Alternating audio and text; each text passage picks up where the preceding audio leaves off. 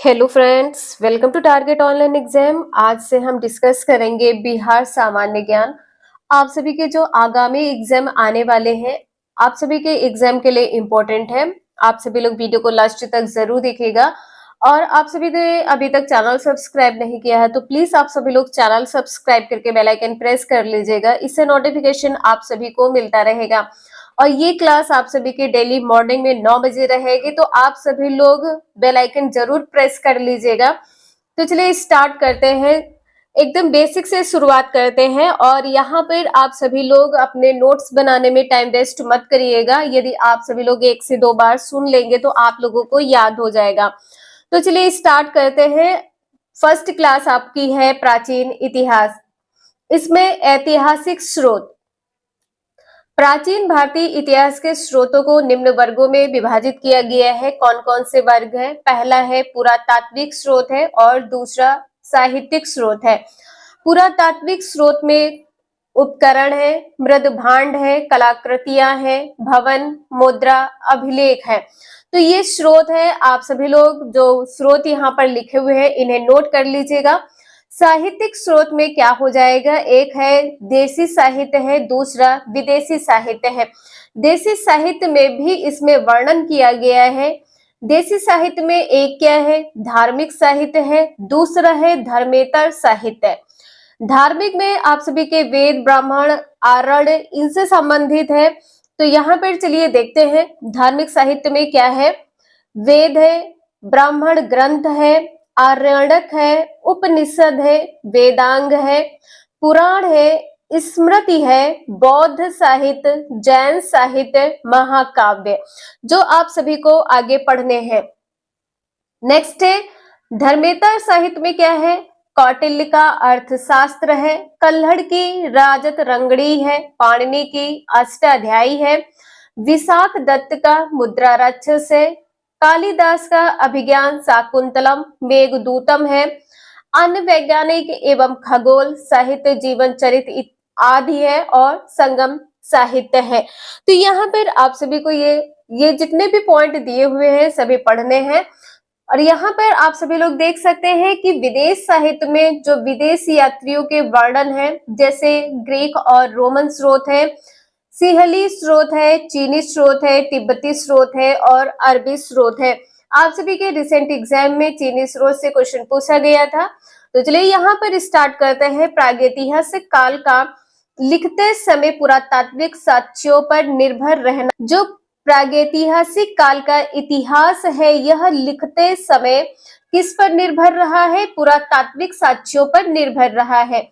आद्य इतिहास लिखते समय पुरातात्विक एवं साहित्यिक दोनों प्रकार के साधनों का उपयोग होता है। इतिहास को लिखते समय पुरातात्विक एवं साहित्यिक दोनों प्रकार के साधनों का उपयोग होता है तथा ऐतिहासिक काल का इतिहास लिखते समय इन दोनों स्रोतों के अतिरिक्त मतलब और भी, इसको तो साथ लिखा है, साथ में और क्या लिखा है? विदेशी लेखकों के वर्णन का भी सहयोग लिया जाता है। तो यहाँ पर आप सभी ने देखा है कि ऐतिहासिक काल में पुरातात्विक है, साहित्यिक है और क्या है? विदेशी लेखकों के वर्णन है। विदेशी यात्रियों के वर्णन भी साहित्यिक साधन है, लेकिन उनके विस्तृत वर्णन की उपयोगिता को देखते हुए उनका अलग शीर्षक के अंतर्गत उल्लेख किया गया है। जो विदेशी साहित्य है इसका उल्लेख एक अलग शीर्षक के रूप में किया गया है।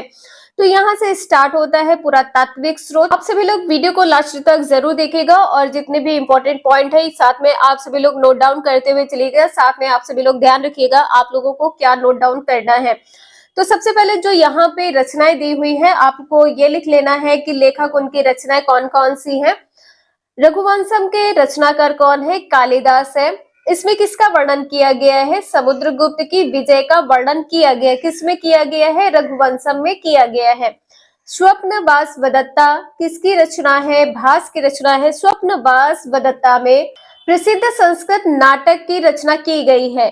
मालविकाग्निमित्रम किसकी रचना है? कालिदास की रचना है। और इसमें किसकी जानकारी मिलती है? शुंग वंश के बारे में जानकारी मिलती है। प्रसिद्ध संस्कृत नाटक की जानकारी किसमें मिलती है? स्वप्नवास वदत्ता में मिलती है। नेक्स्ट है कुमार संभवम की रचना किसने की है? कालिदास ने की है। और कुमार संभवम में किसकी रचना की गई है? गुप्त कालीन की रचना की गई है। अभिज्ञान शाकुंतलम के रचनाकार कौन है? कालिदास है। और अभिज्ञान शाकुंतलम में किसकी रचना की गई है? गुप्त कालीन की रचना की गई है। तो आप सभी को ये पॉइंट सभी लिख लेने हैं, साथ में आप सभी को ये भी पॉइंट लिख लेने हैं। लेखक उनके रचनाकार से क्वेश्चन आपके एग्जाम में 1 या 2 नंबर का रिसेंट ही पूछा गया है। 10 कुमार चरित रचनाकार कौन है? दंडी है। 10 कुमार चरित में किसका वर्णन किया गया है? गुप्तकालीन समाज का। पंच सिद्धांतिका किसकी रचना है? वराहमिहिर की रचना है। और वह वराहमिहिर गुप्त युगीन खगोल शास्त्री थे। वराहमिहिर कौन थे? गुप्त युगीन खगोल शास्त्री थे। पंच सिद्धांतिका यूनानी ज्योतिर्विद्या पर आधारित है। जो पंच सिद्धांतिका है ये किस पर आधारित है? यूनानी ज्योतिर्विद्या पर आधारित है। बृहत संहिता के रचनाकार कौन है? वराहमिहिर है। बृहत संहिता के रचनाकार वराहमिहिर है। और बृहत संहिता में किसकी रचना की गई है? संस्कृत में रचित एक विश्वकोश है। इसकी जानकारी आप सभी लोग जरूर ध्यान रखिएगा, कुछ इंपॉर्टेंट पॉइंट है तो नोट डाउन आप लोग कर लीजिएगा। मृच्छकटिकम किसकी रचना है? शूद्रक की है। और मृच्छकटिकम में किसकी जानकारी, किसका वर्णन किया गया है? गुप्तकालीन समाज का। नेक्स्ट है हर्ष चरित किसकी रचना है? बाणभट्ट की है। हर्ष की उपलब्धियों का वर्णन किया गया है। क्रमांक देव चरित इसके रचनाकार कौन है? विल्हड़ है। और इसमें किसकी जानकारी मिलती है? कल्याणी के परवर्ती चालुक्य नरेश विक्रमादित्य की उपलब्धियों का वर्णन किया गया है। किसमें किया गया है? विक्रमांक देव चरित में। इंपॉर्टेंट है, नोट कर लीजिएगा। पृथ्वीराज रासो के रचनाकार कौन है? सभी को पता है, चंद्रबरदाई है। पृथ्वीराज रासो पृथ्वीराज चौहान की उपलब्धियों का वर्णन करता है। प्रबंध चिंतामणि इसके लेखक कौन है? रचनाकार कौन है? मेरु तुंग है। और प्रबंध चिंतामणि में किसका वर्णन किया गया है? गुजरात के शासकों का वर्णन किया गया है। राजत रंगड़ी आप सभी को पता है, रचनाकार कौन है? कल्हड़ है। कश्मीर के राजवंश की विस्तृत जानकारी किसमें मिलती है? राजत रंगड़ी में मिलती है। तो इस प्रकार से आप सभी लोग जो इंपॉर्टेंट पॉइंट है नोट डाउन कर लीजिएगा। साथ में यहाँ पर जो आप सभी के परीक्षा से संबंधित इंपॉर्टेंट पॉइंट है यहाँ पर आप सभी लोग देख सकते हैं। फर्स्ट है प्राचीन भारतीय इतिहास की जानकारी के मुख्य 3 स्रोत कौन कौन से हैं? पहला है पुरातात्विक स्रोत, दूसरा है साहित्यिक स्रोत, तीसरा है विदेशी यात्रियों के विवरण। अभिलेख के अध्ययन को क्या कहते हैं? पूरा लेख शास्त्र कहते हैं। इंग्लिश में इसको क्या बोलेंगे? एपिग्राफी बोलते हैं। नेक्स्ट है सबसे पुराने अभिलेख कहाँ से प्राप्त हुए हैं? हड़प्पा सभ्यता की मोहरों पर मिलते हैं। सबसे पुराने अभिलेख जो चिन्हित होते हैं हड़प्पा सभ्यता की मोहरों पर, ये लगभग 2500 ईसा पूर्व के हैं। ये अब तक नहीं पढ़े जा सके हैं। तो यहाँ पर आप सभी ने देखा है जो सबसे पुराने अभिलेख है इनको अभी तक नहीं पढ़ा गया है। सबसे पुराने अभिलेख जो पढ़े जा चुके हैं वे कौन से हैं? ईसा पूर्वी 3री सदी के अशोक के, और सर्वप्रथम 1837 में जेम्स प्रिंसेप ने इन्हें पढ़ने में। नेक्स्ट है सिक्कों के अध्ययन को क्या कहते हैं? मुद्रा शास्त्र कहते हैं। इंग्लिश में इसको क्या कहते हैं? न्यूमिस्मेटिक्स कहते हैं। आप सभी लोग लिख लीजिएगा, हिंदी या इंग्लिश में आपसे पूछा जा सकता है। नेक्स्ट है सर्वप्रथम भारतवर्ष का उल्लेख किस में मिलता है? हाथी गुम्फा अभिलेख में मिला है। इसे नोट कर लीजिएगा आप सभी लोग। नेक्स्ट है 1400 ईसा पूर्व के बोगज कोई अभिलेख से वैदिक देवता इंद्र, मित्र, वरुण और नासत्य क्या है? अश्विनी कुमार के नाम मिलते हैं। यहाँ पर आप सभी ने देखा है कि बोगज कोई अभिलेख से जो वैदिक देवता है, कौन कौन से वैदिक देवता है? इंद्र, मित्र, वरुण और नासत्य। नासत्य यहाँ पर अश्विनी कुमार के नाम से मिलते हैं। आप सभी लोग यहाँ पर नोट कर लीजिएगा। नेक्स्ट है मध्य भारत में भागवत धर्म विकसित होने का प्रमाण यवन राजदूत हेलियोडोरस के बेसनगर विदिशा गरुड़ स्तंभ लेख से प्राप्त होता है। एक बार फिर से इसे ध्यान से पढ़ लीजिएगा कि मध्य भारत में जो भागवत धर्म विकसित होने के प्रमाण है ये कहाँ से मिलते हैं?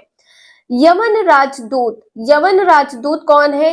हेलियोडोरस के बेसनगर विदिशा। बेसनगर क्या है? विदिशा। और कहां से मिला है? गरुड़ स्तंभ लेख से मिला है।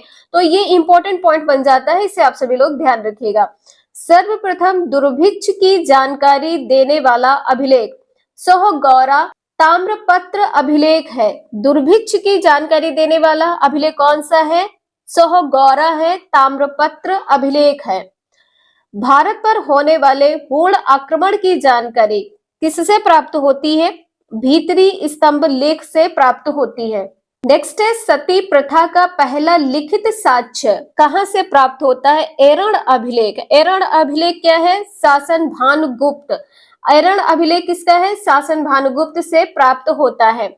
नेक्स्ट है, सर्वप्रथम सिक्कों पर लेख लिखने का कार्य किसने किया है? यवन शासकों ने किया है। सर्वप्रथम सिक्कों पर लेख लिखने का कार्य किसने किया है? यवन शासकों ने किया है। नेक्स्ट है, सर्व प्राचीन भारतीय धर्म ग्रंथ वेद है। वेद कितने हैं? 4 है, सभी को पता है। पहला है ऋग्वेद, दूसरा है यजुर्वेद, तीसरा है सामवेद, चौथा है अथर्ववेद। आप लोगों को थोड़ा भी समझ में आ रहा हो तो प्लीज आप सभी लोग एक लाइक कर दीजिएगा। नेक्स्ट है, अशोक के अधिकांश शिलालेखों में प्रयुक्त भाषा कौन सी है? प्राकृत भाषा। नेक्स्ट है, सबसे प्राचीन वेद कौन सा है? ऋग्वेद है। एवं सबसे बाद का वेद कौन सा है? अथर्ववेद है। प्राचीन वेद कौन सा है? ऋग्वेद है। ऐतरेय ब्राह्मण ग्रंथ ऋग्वेद से संबंधित है। ऐतरेय जो ब्राह्मण ग्रंथ है किससे संबंधित है? ऋग्वेद से। भारतीय ऐतिहासिक कथाओं का सबसे अच्छा क्रमबद्ध विवरण कहाँ से मिलता है? पुराणों में मिलता है। कथाओं का सबसे अच्छा कथाओं का क्रमबद्ध विवरण कहाँ से मिलता है? पुराणों में मिलता है। और इसकी पुराणों की संख्या कितनी है? 18 है। पुराणों में मत्स्य पुराण सबसे प्राचीन एवं प्रमाणिक है। नेक्स्ट है, वेन सॉन्ग हर्षवर्धन के शासनकाल में भारत आया था। वह नालंदा विश्वविद्यालय में अध्ययन किया था। वेन सॉन्ग किसके शासनकाल में भारत आया था? हर्षवर्धन के शासनकाल में। स्मृतियों में सबसे प्राचीन एवं प्रमाणिक स्मृति कौन सी है? मनु स्मृति है। यह शुंग काल का मानक ग्रंथ है। जो मनु स्मृति है यह शुंग काल का मानक ग्रंथ है। जातक में बुद्ध के पूर्व जन्म की कहानी वर्णित है। जातक में बुद्ध के पूर्व जन्म की कहानी वर्णित है। किसमें? जातक में। जैन साहित्य को क्या कहा जाता है? आगम कहा जाता है। अर्थशास्त्र के लेखक कौन है? चाणक्य है। और दूसरा नाम क्या है? कौटिल्य है। इससे मौर्यकालीन इतिहास की जानकारी प्राप्त होती है। किससे? अर्थशास्त्र से। प्रमुख यूनानी रोमन लेखकों में टिसियस, हेरोडोटस, मेगास्थनीज, टॉलमी, प्लिनी आदि है। तो इन्हें आप लोग नोट कर लीजिएगा और याद कर लीजिएगा। नेक्स्ट है, हेरोडोटस को क्या कहा जाता है? हेरोडोटस को इतिहास का पिता कहा जाता है। इनकी पुस्तक कौन सी है? हिस्टोरिका है। 5वीं शताब्दी ईसा पूर्व के भारत फारस के संबंध का वर्णन है। किसमें है? हिस्टोरिका में है। टॉलबी ने 2री शताब्दी में भारत का भूगोल नामक पुस्तक लिखी है। भारत का भूगोल नामक पुस्तक किसने लिखी है? टॉलमी ने लिखी है। नेक्स्ट है, प्रमुख चीनी लेखकों में फाहियान एवं संगयून 1518 ईस्वी में भारत आया है। व वेनसोंग 3 आए थे। जो प्रमुख चीनी लेखक है वो कौन कौन से हैं? फाहियान है, संगयून है व वेनसांग है। वेनसांग का भ्रमण वृत्तांत किसमें मिलता है? जो भ्रमण वृत्तांत है वो किसमें मिलता है? सीयूकी में मिलता है। वेनसांग ने हर्षकालीन समाज, धर्म तथा राजनीति के बारे में वर्णन किया है। समाज के बारे में, धर्म के बारे में और राजनीति के बारे में किसने वर्णन किया है? वेनसांग ने किया है। नेक्स्ट है, वेनसांग के अध्ययन के समय नालंदा विश्वविद्यालय के कुलपति कौन थे? कुलपति थे आचार्य शीलभद्र। नेक्स्ट है, अरबी लेखकों में अल-बरूनी की पुस्तक कौन सी है? किताब उल हिंद है। और इब्न बतूता की पुस्तक कौन सी है? रहला है और रिहुला है। प्रमुख है। सत्यमेव जयते के कहां से लिया गया है? जो सत्यमेव जयते कहां से लिया गया है? मुंडकोपनिषद से लिया गया है। कौटिल्य का अर्थशास्त्र मुख्यतः 15 अधिकारणों में विभाजित है। कौटिल्य का जो अर्थशास्त्र है कितने अधिकरण में विभाजित है? 15। नेक्स्ट है, कौटिल्य द्वारा रचित अर्थशास्त्र के अनुसार सीता भूमि का अभिप्राय क्या है? सीता भूमि का अभिप्राय है जनजातियों द्वारा जोती जाने वाली भूमि से। आप लोगों को ना याद रहे तो यहाँ पर आप सभी लोग इसे ध्यान रखिएगा कि जो माता सीता का जन्म हुआ था वो भूमि से हुआ था, तो आप लोगों को याद रहेगा। नेक्स्ट है, वेनसोंग की भारत यात्रा के समय सूती कपड़ों के उत्पादन के लिए सबसे प्रसिद्ध नगर कौन सा था? सबसे प्रसिद्ध नगर था मथुरा। नेक्स्ट है, ऋग्वेद का नवा मंडल पूर्णतः किसको समर्पित है? सोम को समर्पित है। और गायत्री मंत्र ऋग्वेद नामक पुस्तक में मिलता है। जो गायत्री मंत्र है किस में मिलता है? ऋग्वेद नामक पुस्तक में। आज के लिए इतना ही, मिलते हैं नेक्स्ट क्लास में। वीडियो यूजफुल लगे लाइक करें, चैनल को सब्सक्राइब करें एंड शेयर करें। Thank you for watching this video.